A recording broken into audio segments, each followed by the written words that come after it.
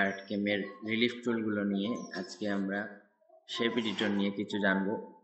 গত ক্লাসে আমরা এই টুলগুলো নিয়ে আলোচনা করেছিলাম। আজকে আমরা শেপ এডিটর নিয়ে আলোচনা করব। শেপ এডিটর কি? শেপ এডিটর হচ্ছে আমরা 2D কাজ করার সময় সবথেকে বেশি বিরক্তকর যে বিষয়টা ছিল সেটা ছিল আমরা যখন যে কোনো এক জায়গায় দুইবার মাউসের লেফট ক্লিক করতাম তখন এইরকম একটা বক্স ওপেন হয়ে যেত। এটা সবথেকে বিরক্তকর একটা অপশন ছিল। আমরা এটাকে এইভাবে টেনে নিয়ে যেতাম অথবা এখান থেকে ক্লোজ করে রাখতাম। তো এখানে এটাই হচ্ছে এটাকে আমরা আরেকভাবে ওপেন করতে পারি। ভেক্টর সিলেক্ট করে রাইট ক্লিক করে এখান থেকে এই শেপ এডিটে এই ধরনের যেই আপনি যে কার্ভগুলা দেখতে পাচ্ছেন ম্যানুয়ালি একটা একটার উপরে আমরা এই শেপগুলা দিতে পারবো। এই শেপ এডিটর ব্যবহার করে এগুলাকে আমরা বিভিন্নভাবে শেপ দিতে পারবো। সেটার জন্য আমরা প্রথমে যদি দেখি এখানে একটা সার্কেল আছে, এটা স্কেলের মাধ্যমে আমরা উঁচু নিচু করতে পারছি। এখানে আমরা 90 ডিগ্রি রাখি যদি, তাহলে এটা 90 ডিগ্রি অ্যাঙ্গেলে 3D নিবে। যদি আমরা 60 ডিগ্রি রাখি তাহলে 60 ডিগ্রি অ্যাঙ্গেলে নিবে। এইভাবে যদি আমরা মাইনাসে রাখি তাহলে সাবট্রাক্টে নিবে। এটাই হচ্ছে এই শেপকে আমরা স্কেলিং করলাম এই যে অ্যাঙ্গেলের মাধ্যমে। তারপরে হচ্ছে স্টার্ট হাইট। স্টার্ট হাইট হচ্ছে আমাদের যেই ডিজাইন যেই শেপটা নিচ্ছে এখান থেকে এতটুকু পর্যন্ত যেই শেপটা নিচ্ছে এই অংশে কিছু একটা জায়গা এতটুকু জায়গা উঠে উপরের দিকে উঠে, মনে করেন আমি যদি স্টার্ট হাইট এখানে 10 mm দিয়ে দিই, দিয়ে যদি এখান থেকে মার্জ হাই দিই, আমরা যদি 3D ভিউটা একটু দেখি, এই যে দেখেন এই যে এখান থেকে এই অংশটুকু 10 মিলি কি হয়েছে সোজাভাবে উঠছে উপরের দিকে। তারপরে এই অংশ থেকে এই রাউন্ডটা হয়েছে। এটার কাজই হচ্ছে স্টার্ট হাইট, মানে নিচে থেকে একটু একটু অংশ, যতটুকু অংশ আমরা চাচ্ছি, আমি চাচ্ছি 10 মিলি দিয়ে আমরা 10 মিলি উপরে উঠিয়ে তারপরে আমরা নো লিমিটে যে কোনো একটা রাউন্ড দিয়ে দিয়েছি। এখানে রাউন্ডের কোনো লিমিট নেই। তো আমরা যদি রাউন্ডের লিমিট দিতে চাই তাহলে limit to height, scale to height. Limit to height কি? লিমিট টু হাইটে রেখে যদি আমরা মার্জ হাই করি তাহলে কিরকম দেখাবে।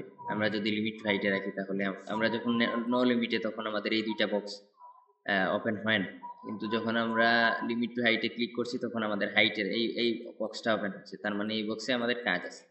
হাইট কি? আমরা জেড হাইট আমাদের স্টার্ট হাইট যদি আমরা 10 মিলি দিই, মানে স্টার্ট হাইট তো আপনাদেরকে বুঝালাম নিচে থেকে কতটুকু অংশ ওঠার পরে রাউন্ডটা নিবি। আমরা যদি স্টার্ট হাইট 10 মিলি দিই তাহলে আমরা ধরেন এন্ড হাইট বা রাউন্ডটা আমরা 15 mm দিচ্ছি, দিয়ে মার্জ হাই করে দেখি কিরকম দেখায়। এই যে দেখেন আমরা 10 mm এখান থেকে কি হয়েছে, এটা স্টার্ট হাইট হয়েছে। হওয়ার পরে আমরা যে শেপ মানে আমরা লিমিট টু হাইটের কাজ হচ্ছে উপরের অংশটা এইভাবে সোজা হয়ে যাবে, বুঝতে পারছেন? কারণ আমরা যখন বেশিরভাগ দূরে ডিজাইন করে থাকি তখন আমাদের লিমিট টু হাইটের অপশনটা ক্লিক করতে হয়। লিমিট টু হাইটের অনেক বেশি কাজ হয়। তো সেজন্য এখানে লিমিট টু হাইটে আমরা বিস্তারিত বোঝার জন্য আমরা যদি আরেকটু জেড হাইটটাকে বাড়িয়ে আপনাদেরকে দেখাই, যেমন এখানে যদি আমি 55 mm করে মার্চ হাই দিই তাহলে আপনারা দেখলে বুঝতে পারবেন। এখানে এই অংশটা 10 মিলি যেটা আমরা স্টার্ট হাইট রেখেছি, 55 মিলি হচ্ছে এখান থেকে এখানের হাইট। তো সেটা তো আর ডাইরেক্ট ফুল রাউন্ড হবে না, কারণ আমরা এখান থেকে লিমিট টু হাইট ক্লিক করে রেখেছি, ঠিক আছে? একই ক্ষেত্রে যদি আমরা স্কেল টু হাইটের দিকে তাকাই তাহলে স্কেল টু হাইটে রেখে যদি আমরা ক্লিক করি তখন আমরা দেখতে পাচ্ছি যে আমাদের এই রাউন্ডটা কি হচ্ছে, একদম ফুল রাউন্ড হয়ে যাচ্ছে ইয়ার মতো, সার্কেলের মতো। এই রাউন্ডটা আমাদের নো লিমিটেও ছিল, কিন্তু নো লিমিটে কি হয়েছে প্রবলেম, নো লিমিটে আমাদের হাইট দেওয়ার কোনো সিস্টেম ছিল না, যে আমরা আমাদের ইচ্ছা মতো হাইট দিব বা আমাদের ডিজাইনটা হচ্ছে 10 মিলিতে আমরা 10 মিলি হাইট দিব, এরকম কোনো অপশন নাই নো লিমিটে। সেজন্য আমরা স্কেল টু হাইট এই স্কেল টু হাইটে গিয়ে আমরা এখান থেকে যদি সেই 55 mm 10 mm স্টার্ট হাইট রেখে যদি মার্জ হাই করি তাহলে আমরা কি দেখতে পাচ্ছি, এখানে আমরা দেখতে পাচ্ছি যে আমাদের যে ডিজাইনটা হয়েছে সেটা 10 মিলি এবং 10 মিলির উপরের অংশ রাউন্ড আকারে হয়েছে, মানে এখানে আবার ওই সোজা হয় না।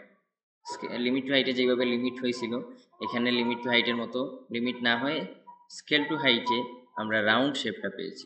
এটাই হচ্ছে আমাদের লিমিট টু হাইট এবং স্কেল টু হাইটের কাজ। আমরা যদি এখান থেকে ভিবিটের মতো কোনো একটা ডিজাইন ক্রিয়েট করতে চাই বা পিরামিড আকৃতির কোনো ডিজাইন ক্রিয়েট করতে চাই, তাহলে আমরা এখানে এটাতে ক্লিক করলাম।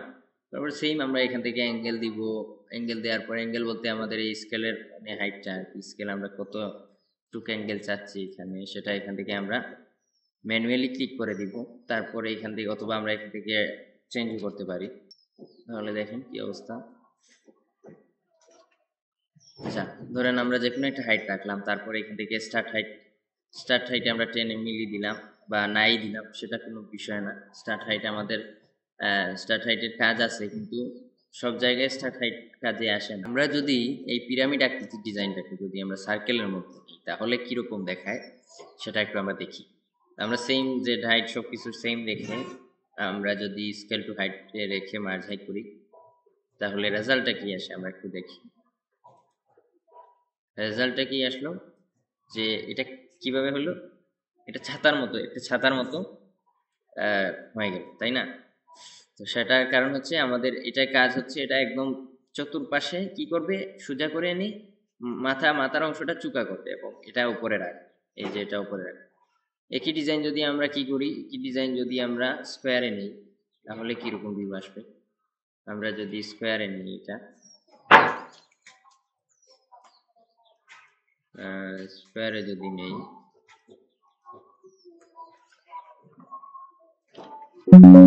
দিলাম 10 মিলি, এখান থেকে স্কেল হাইট দিলাম 55, মার্জ হাই করলাম।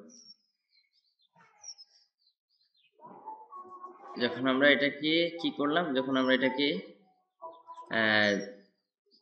চতুর্ভুজের মতো কোনো একটা জায়গায় এটাকে অ্যাপ্লাই করলাম, তখন এটার ভিউটা এরকম আসছে, এরকম ভিউ আসছে, একদম পিরামিড, একদম পিরামিড। এটা বিভিন্ন জায়গায় বিভিন্ন ধরনের শেপ দেয়, সেটা আপনারা যখন কাজ করবেন বুঝতে পারবেন বিষয়টা বিস্তারিত। আমি যদি কোনো ডিজাইন ক্রিয়েট করতে চাই, খুব কুইকলি কোনো ডিজাইন ক্রিয়েট করতে চাই, আমার এখানে কোনো শেপের প্রয়োজন হচ্ছে না, কোনো ক্রস সিলেকশনের প্রয়োজন হচ্ছে না। আমরা অটোমেটিক্যালি এগুলো ব্যবহার করে আমার ট্যালেন্টকে কাজে লাগিয়ে এখান থেকে আমরা বিভিন্ন শেপে এই ডিজাইনগুলোকে ক্রিয়েট করতে পারি। একই ক্ষেত্রে যদি আমি চিন্তা করি যে আমি একটা স্টার ডিজাইন করবো এখানে, তো আমি কি করতাম, প্রথমে আমি একটা ছবি নিতাম, ছবির উপরে এভাবে ক্রস সিলেকশন ভেক্টর ক্রিয়েট করতাম, তারপর ক্রস সিলেকশন নিতাম, তারপর একটাকে আরেকটার সাথে ইয়া করতাম। এত ঝামেলার প্রয়োজন নাই ভাই। এখান থেকে আপনি শেপ এডিটরে যান, পিরামিডে যান, স্কেল টু হাইটে রাখেন, এখান থেকে দেন আপনি, যেহেতু এখানে পেজের সাইজ বলবো, আমি এটাকে বুঝার সাথে আমি আপনাকে চলে রেজাল্টটা একটু দেখাই। যেহেতু পেজে এটা অনেক বড় একটা জায়গায় আছে, সেজন্য বেশি লোড নিচ্ছে। আপনারা যখন ক্রিয়েট করবেন বা আপনারা যখন কাজের সময় ব্যবহার করবেন, তখন আপনাদের ইয়াগুলো এত বড় হবে না। দেখেন এখানে আমার ওয়েট হচ্ছে 833 মিলি, 792 ml, তার মানে অনেক বড় একটা ফ্যাক্টর এখানে, সেজন্য বেশি সময় নিচ্ছে। এই যে দেখেন, আমরা আমাদের ট্যালেন্টকে কাজে লাগিয়ে কিভাবে খুব সহজেই শেপ এডিটর ব্যবহার করে ডিজাইন করে নিচ্ছি। কিন্তু এই ডিজাইনটা করতে গেলে দেখা যাইতো যে আমাকে অনেক সময় দিতে হতো এবং এরকম রেজাল্ট আসতোই না। যদিও এখানে একটু স্ক্লাপটিং এর প্রয়োজন, স্ক্লাপটিং করলে এটা একটু সুন্দর হয়ে যাবে, কিন্তু এরকম রেজাল্ট তো আসতো না, এরকম ফিনিশিংও আসতো না। তাই এটা অনেক গুরুত্বপূর্ণ একটা বিষয়। আচ্ছা, শেপ এডিটর গেল। এখন শেপ এডিটরে আমাদের আরো কিছু বিষয়গুলো জানা প্রয়োজন, যেগুলো আমাদের 3D-তে মাস্ট বি ইম্পর্টেন্ট এবং বুঝতে হবে আমাদেরকে। সেগুলো হচ্ছে এখানে add, subtract, zero, merge high, merge low এবং জিরো রেস্ট। এগুলা কি ভাই? এগুলা দিয়েই মূলত আমরা 3D-তে ডিজাইনগুলো করে থাকি এবং এগুলার রেফারেন্সেই আমরা কাজগুলো করে থাকি এবং এগুলাই আমাদের জেডগুলাকে নিয়ন্ত্রণ করে, আমাদের ডিজাইনের জেডকে নিয়ন্ত্রণ করে এগুলো। এখন আমি যদি আপনাদেরকে অ্যাড কি সেটা যদি একটু বলি। অ্যাড হচ্ছে আমরা যদি 3D ভিউয়ে যাই, 3D ভিউয়ে যাওয়ার পর এখানে যদি আমরা 3D ভিউটা একটু দেখি, আমাদের পেজটা অ্যাড হচ্ছে, মনে করেন আমার এখানে একটা ডিজাইন আছে, আমি একটা ফ্লাওয়ারকে এখানে ওপেন করছি। এখন আমি চাচ্ছি ফ্লাওয়ারের উপরের অংশ বা মাঝখানের কোনো একটা অংশকে আমি আরেকটু উঁচু করব, বা আমি এখানে আরেকটা মার্বেল দিব। তখন আমরা কি করব, ওই জায়গায় আমরা ভেক্টর ক্রিয়েট করে ভেক্টরটাকে ডিজাইন দিয়ে বা শেপ এডিটর দিয়ে, অথবা আমরা ক্রস সিলেকশন যদি আমরা যদি আমরা টোটাল সুইপে যাই, এখানে আমরা এই অপশনগুলো দেখতে পাচ্ছি। একইভাবে যদি আমরা এক্সট্রুডে যাই, একই অপশনগুলো দেখতে পাচ্ছি। আবার যদি আমরা এখান থেকে স্পিনে যাই, একই অপশন। এখান থেকে টার্নে গেলেও একই অপশন। ঠিক আছে, এই অপশনগুলো সব জায়গায় আমরা ব্যবহার করে থাকি। শুধুমাত্র এই দুইটা জিরো আর জিরো রেস্ট, এই দুইটা অপশন শুধুমাত্র শেপ এডিটরে দেওয়া থাকে, কারণ এটা সব ডিজাইনের জন্য প্রয়োজন না, এবং আমরা 2 ক্লিকেই এটা ওপেন করে এখান থেকে কাজে লাগাতে পারি। তাই আর্টক্যামের নেভিগেশনে এই সিস্টেমটা, যে আমরা এখানে পাচ্ছি 6টা অপশন আর বাকিগুলাতে পাচ্ছি 4টা করে অপশন।